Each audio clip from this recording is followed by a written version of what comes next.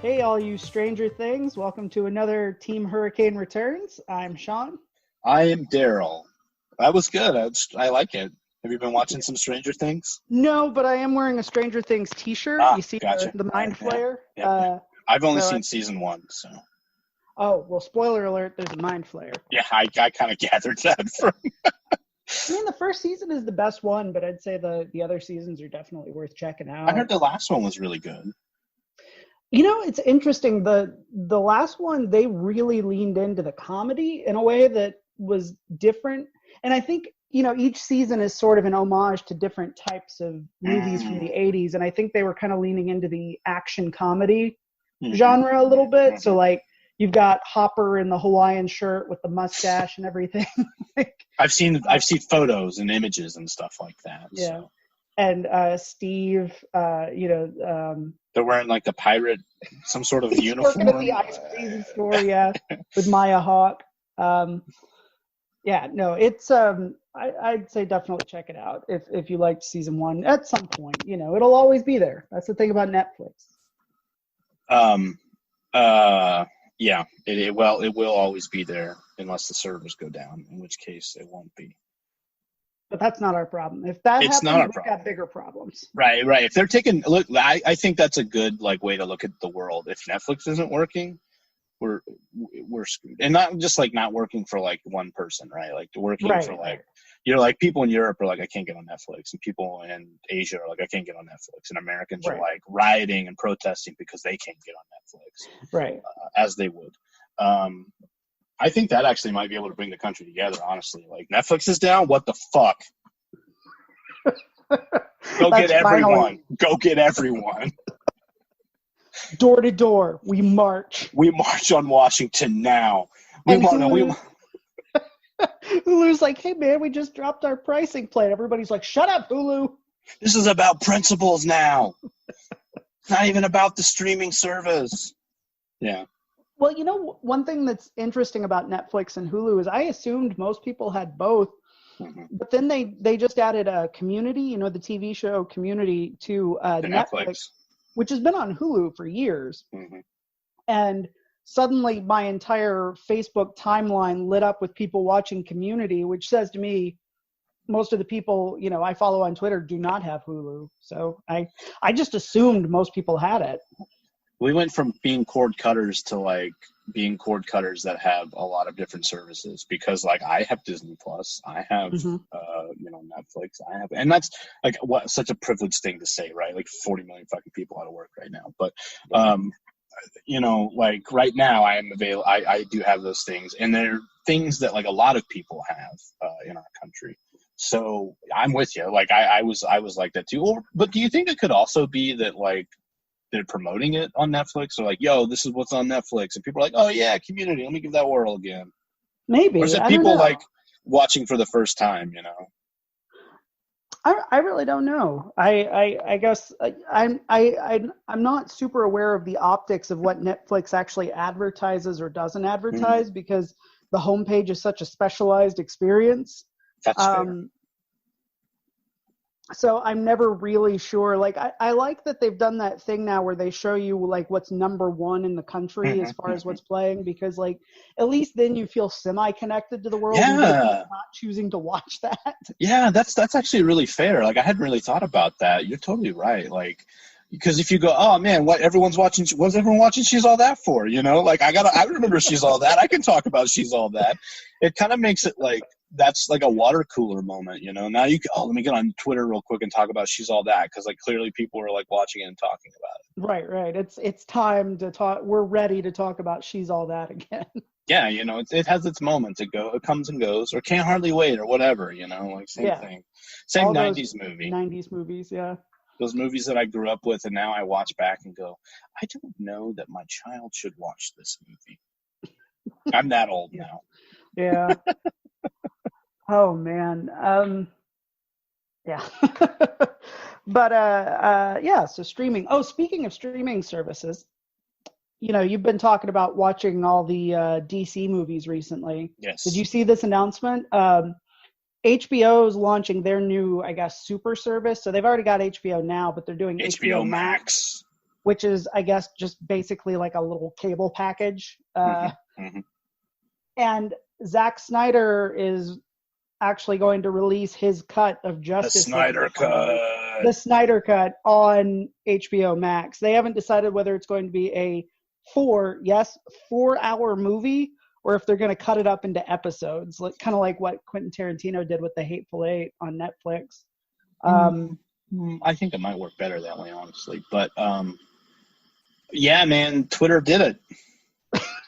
Of all the things for Twitter to accomplish, I mean, to be fair, I like Batman versus Superman better than Justice League, because as batshit as that movie is, it's a complete movie. Yeah, it's got a point of view. It's got a tone that feels cohesive, even if it's a bad one. Like, I would rather see his batshit take on Justice League of like, yeah, this is what the Justice League should be, than what we got, which was sort of like, I don't know, there's a little of this, a little of that. Are you not entertained? Yeah, but I think don't you think that had more to do with the fact that it had like 2 writers and 2 directors, that like it kind of felt like kind of a disjointed movie? Like, there were parts of it that worked for me in both, right? Like the parts that Whedon did, I was like, sometimes I was like, this works. This feels like DC on the big screen. And then there were parts of Snyder's stuff that I was like, but this works too, and tonally it would be different. Yeah. And I think that's the problem, is that tone, because Whedon, he can go dark, but it's a different sort of dark with a lot more jokes and stuff. Whereas Snyder is just like, I mean, just listen to that score from Batman versus Superman, which is just all like, bah! It's like loud. That's a loud movie. Yeah, it is a very loud movie. I'm kind of interested. Like, Zack Snyder, I'm going to watch it. Oh yeah, like there's no question I'm going to watch it. Yeah, we're actually probably going to do like a very lengthy episode about the Snyder Cut when it comes out. We should tune in 2021, assuming we're all still alive, and assuming that the servers of HBO Max haven't gone down. But Netflix hasn't torpedoed them in the streaming wars of 2021. I think that's I feel like you made, I don't know if we've made that joke before, but honestly, I have like corporate wars. That's what I've heard, like people talking about corporate wars in like kind of a funny, joking way. But like, I thought about it the other day and I was like, oh no, but like, that's actually not entirely not possible. You know what I'm saying? Like, what if another company's like Amazon and like Albedo or whatever, the Chinese company that does really what if they like beef, and then they legitimately beef and like send drone rockets at each other? You know, like what? Like, yes, it's against the law, but like it's not entirely like what the laws mean anymore, right? Like, if you got enough money, you can break it. Yeah. I mean, that's pretty much the at least as long as we've got the leadership we've got, they will never be held accountable. But if the streaming wars were to happen, not to step all over you here, but I want to talk about the streaming wars. I feel like there are a lot of, it would be a multi-part war, right? Like it wouldn't just be, you've intrigued me. You can proceed.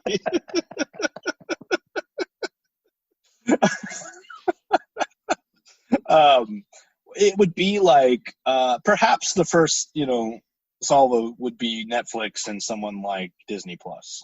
Like maybe that starts it, right? But Hulu is technically a lot of Disney anyway. Yeah. So like they would obviously be like, nah, man, we're on Disney Plus's side here. But there'd like, be an Axis versus Allies kind of situation. Like, where does Crackle fall? Like. Crackle's owned by Sony. Okay. See, we have to like go back to the corporate ownership of these streaming services to like acquiesce like how like much power they have, right? Like, Crackle's like backed by Sony, but does Sony like, is that really like, if they want to get into that, yeah, they have a beef now, right? Right. But like, is Crackle really like what you want to like? On your side? or do you like, or a big enough service to that people would be, because in the streaming wars, I imagine it's not just corporate espionage. It's like actual war where like people join sides. There's like Hulu people and people die. Yes, it's like a real war. Like, we're not saying like, oh yeah, remember remember this Demolition Man? That's where I was thinking about Demolition Man. They were talking about and Taco Bell became the only restaurant, right? Like, that's what's going to happen. Oh, that would be a dark time. I don't like Taco Bell very much. But the thing is, like, not all the food was Taco Bell.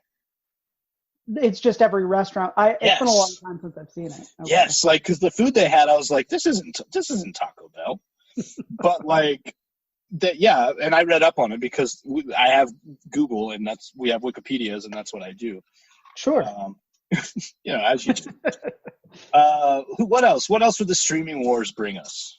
So you've got HBO, which is about to launch its like offensive, and they're owned by Time Warner, which is, aside from Disney, probably the biggest corporate entity in the entertainment world, I would think, at least when it comes to filmed entertainment. You're not taking into account services that do like gaming or whatever. You got Crunchyroll. I don't know who owns that. That's the anime streaming service. Okay, but still, you could have a confederation of smaller streamers who work together, like an independent confederation. Who else is independent? Like, I don't know. I don't know enough about corporate structure. There's DC Universe, which is all DC content, which is Time Warner. Oh, isn't that another Time Warner? They could use that to dangle alliances, though, with other small. That's true. They could pretend that they're a little indie service trying to. Oh, hey, it's a little old me, even though like. It's Batman. And it's like, okay, buddy, like, you're just animated. Just because you're not Robert Pattinson doesn't mean that you're indie. I'm trying to think of other streaming services. I've got a bunch. What about, and here's something to think about, Amazon. Oh, that's right, Amazon Prime. Now, I think Prime would be a force to be reckoned with, and they wouldn't have to. Here's the thing about Prime, and Hulu to some degree too, is they seem, they'll team up with other content providers and integrate them. So they've already got like good relationships with like, hey, pay us an extra X number of dollars a month, and you can watch Stars or whatever. Get your Outlander fix. The alliances in some ways are already there. They are already there. It's just people aren't dying yet. Not yet. I hope nobody dies for Crackle. That really doesn't seem what if Crackle is an orchestrated move by Sony and Time Warner? They sacrifice Crackle, and that's what started. It's like the assassination of Franz Ferdinand that started World War I. They take down Crackle. They take down their own service. Like they tell them exactly where the Crackle staff is going to be for their team building exercise, and show up and like assassinate them all. Yes, it's like very Black Ops. Very wet work. Yes. The actress from Mrs. Maisel leads the strike. John Krasinski is there as in like full Jack Reacher.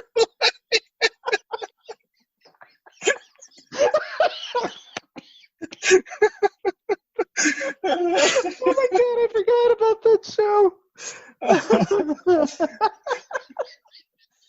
But like, I don't want it to make it seem like he's going to be able to do. It's just John Krasinski. He's just there in character as Jack Reacher, But these actors, they're perfect weapons, because like people are like, oh my god, a celebrity, and they're completely taken off guard. And then fucking Jim from The Office fucking kills you. Yeah, it's the perfect. It's the amount of celebrity worship that this country has. This is look. You want. This is the end game, right? That you want a conspiracy theory.